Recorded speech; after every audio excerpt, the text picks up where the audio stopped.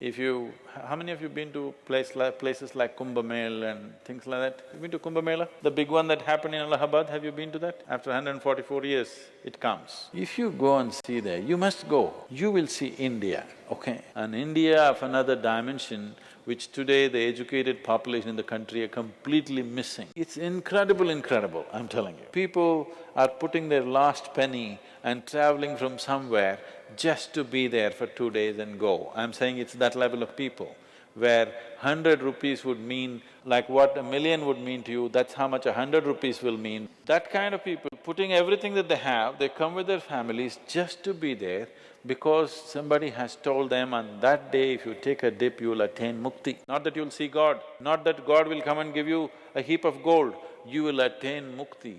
Still, 800 million people in this country are actively seeking liberation, knowingly or unknowingly. It's an incredible thing, nowhere else on the planet there is such a phenomena happening that there are human beings longing to go beyond their present level of existence, consciously. Nowhere else such a thing has happened. When Mark Twain visited India, he spent 2.5 to 3 months in India.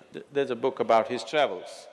Along the equator, he traveled around the world. So, he said, anything that can ever be done, either by man or God, has been done in this land. This is one of the best compliments India has ever received, and that is so. In terms of understanding the mechanics of how a human being is made and what we can do about this, nowhere else has anybody looked at it with the profoundness that it has been looked at it in this culture, nowhere else. I'm not saying this being biased that I'm born in India, so I have to boo-boo-boo. The elemental composition of this body is such that 72% of this body is water, 12% is earth, 6% is air, 4% is fire, the remaining is akash. For one to live well here, water plays the most important role because 72% of this body is water, 72% of the planet is water. So the Kumbh, or the science of making use of the confluence of rivers at certain latitudes, came because of keen observation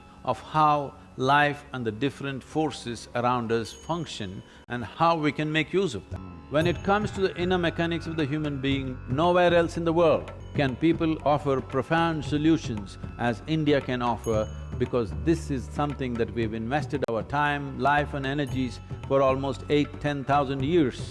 And we have gleaned this knowledge, not something that we believe, not something that we made up as philosophies, something that we observed and noted down and made tools as to how to access this.